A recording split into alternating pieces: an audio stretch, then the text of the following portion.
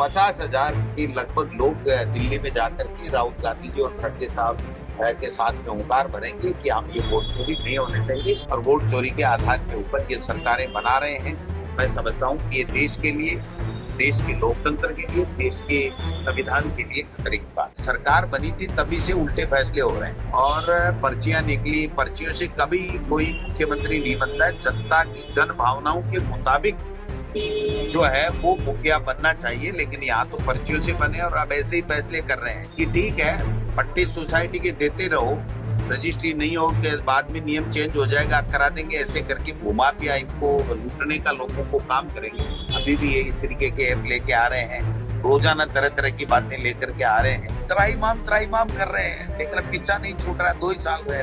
खन्ना जी के बयान पढ़ो आप, शाम को कुछ कहते हैं, सुबह कुछ कहते हैं, दोपहर को कुछ कहते हैं, और यही नहीं, एक समय में 5 मिनट में 2 जगह बाइट देंगे, दोनों में डेट अलग बता देंगे, काम अलग बता देंगे। किसान तो पूरी तरीके से लाठियां खा रहा है साहब, खाद के बदले लाठियां वगैरह, खाद दे दो। और मंत्री जी किरोड़ी लाल जी ने जो छापे डाले, अब उसके बाद में क्या फायदा हुआ ये तो बताओ। काम पहले हो गए और वो अगर भाजपा के समर्थित है तो उसके यहाँ भी नाम जोड़े जा रहे हैं, तो हम चुनाव आयोग से भी बात करेंगे और इस बारे में ज्ञापन भी हम लोग जल्दी तैयार कर रहे हैं कि किस प्रकार से बेजा फायदा इस्तेमाल इस पूरी इंस्टीट्यूट का हो रहा है, तो वो बात भी हम देखेंगे। हमारे बीएलए पूरी तरीके से सक्रिय हैं और अब 50,000 के लगभग लोग दिल्ली में जाकर के राहुल गांधी जी और खड़गे साहब के साथ में हुंकार भरेंगे कि हम ये वोट चोरी नहीं होने देंगे और वोट चोरी के आधार के ऊपर ये सरकारें बना रहे हैं। मैं समझता हूँ कि ये देश के लिए, देश के लोकतंत्र के लिए, देश के संविधान के लिए खतरे की बात है। राज्य सरकार ने रजिस्ट्री को लेकर एक फैसला किया है जिससे कहा था कि रेवेन्यू का भी नुकसान होगा, क्या कहता है? ये तो देखो, जब सरकार बनी थी तभी से उल्टे फैसले हो रहे हैं और पर्चियां निकली, पर्चियों से कभी कोई मुख्यमंत्री नहीं बनता है। जनता की जन भावनाओं के मुताबिक जो है वो मुखिया बनना चाहिए, लेकिन यहाँ तो पर्चियों से बने और अब ऐसे ही फैसले कर रहे हैं। ये तो और इसकी आड़ में और ज्यादा बेईमानी होगी कि ठीक है पट्टे सोसाइटी के देते रहो, रजिस्ट्री नहीं हो के बाद में नियम चेंज हो जाएगा, करा देंगे, ऐसे करके घुमा पिया इनको लूटने का लोगों को काम करेंगे। जब रजिस्ट्री नहीं हो रही है तो फिर इसको आप सोसाइटी के पट्टों को ही बैन क्यों नहीं कर देते? तो ये एक बैकडोर का खेल सरकार ने घुमा पियाओं की सह के ऊपर किया है, वो बहुत गलत है। ये जो भोले भाले और साधारण जो लोग हैं, जो गाड़ी कमाई से अपना आशियाना बनाना चाहते हैं, उनके साथ में खुले तरीके से बेईमानी होगी, चीटिंग होगी, लूट होगी। इसको सरकार को देखना चाहिए। रेवेन्यू का तो नुकसान करा रहे हैं कि रजिस्ट्री नहीं होगी तो रेवेन्यू नहीं आएगा, तो रेवेन्यू का नुकसान तो हो जाए, लेकिन हमारा भूमा भी जिंदा रहना चाहिए, उसको फायदा होना चाहिए। वो पट्टे चाहे जैसे काटता रहे, देता रहे, चाहे वो लेने वाला व्यक्ति गरीब लूटता रहे। बेईमानी है साहब। आप देखो कि बीजेपी ऐसे हथकंडे ला रही है। पहले वो कौन सा एक लेकर के आए थे जासूस, पेगासस लेकर के आए थे, कितने पत्रकारों का, कितने बुद्धिजीवियों का इन्होंने जो किया था। अभी भी ये इस तरीके के ऐप लेके आ रहे हैं, रोजाना तरह तरह की बातें लेकर के आ रहे हैं। तो ये पूरे तरीके से निजता का उल्लंघन है और निजता का उल्लंघन हमारा कॉन्स्टिट्यूशन जो है वो हमको अधिकार देता है कि किसी की निजता का अधिकार नहीं होना चाहिए, ये हमारा मौलिक अधिकार है। तो उसके ऊपर भी कुठाराघात कर रहे हैं। अब कह रहे हैं जरूरी नहीं होगा, जब आपने कंपनियों को लिख के दे दिया तो कंपनियों ने तो मैन्युफैक्चर जो बनाया है उसमें वो चीज कर दी। अब आप किस किस को समझाओगे, कौन कौन व्यक्ति उसको समझेगा और कहाँ से इसकी मॉनिटरिंग करोगे?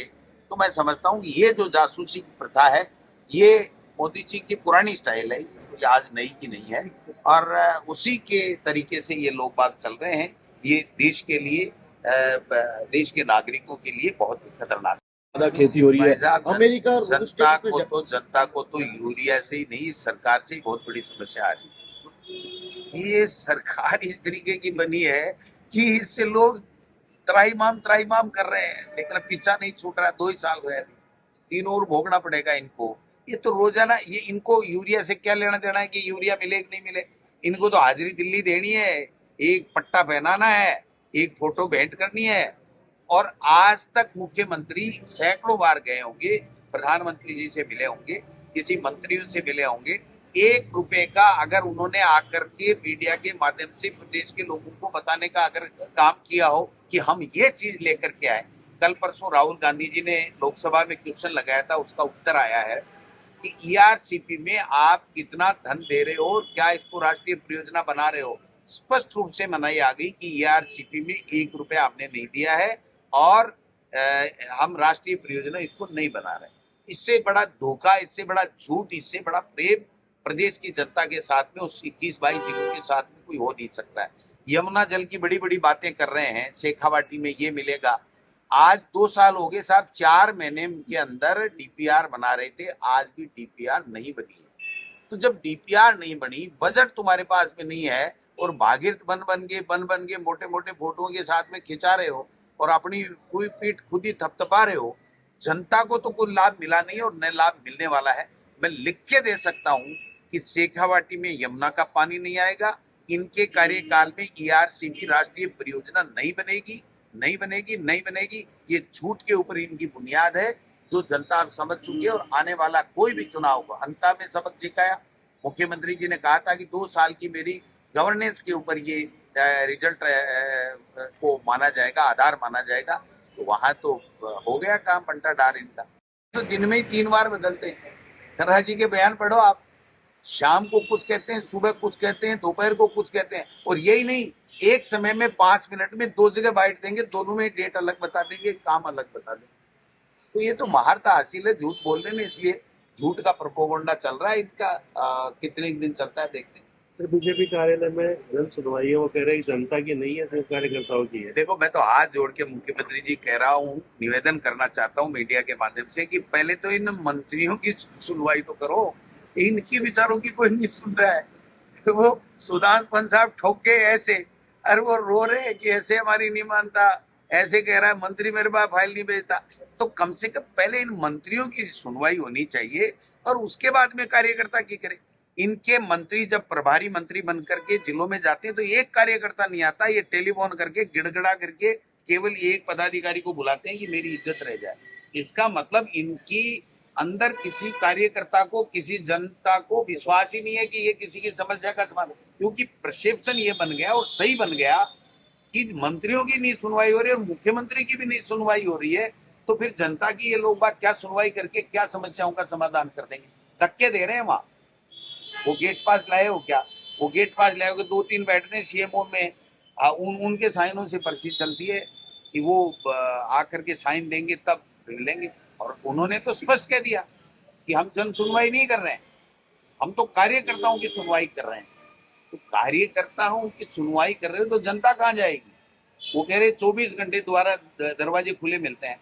मैं आपको चैलेंज देता हूँ, सिविल लाइंस में चले जाइए, एक मंत्री का भी एक पूरे दिन में एक गेट भी खुला मिल जाए और एक कार्यकर्ता या जनता वहां पर अगर उससे मंत्री से मिलने के लिए आ जाए तो मुझे बता दो। जब जिलों में जाते हैं हम देखते हैं, चुपके गाड़ियों से जाते हैं, चुपके आ जाते हैं, कोई नहीं मिलता इनसे, इनका पता ही नहीं रहता कब आते हैं कब जाते हैं। तो ये जो चल रहा है, ये जनता बहुत परेशान है, त्रस्त है। और किसान तो पूरी तरीके से लाठियां खा रहा है साहब, खाद के बदले लाठियां। वो कह रहा है खाद दे दो। और मंत्री जी किरोड़ी लाल जी ने जो छापे डाले, अब उसके बाद में क्या फायदा हुआ ये तो बताओ। वो असली नकली कुछ भी नहीं मिल रही है। असली तो छोड़ दो आप बात, असली तो इनको खुद को ही पता नहीं है, असली सरकार ही नहीं है तो मेरे खाद कहाँ से मिलेगी?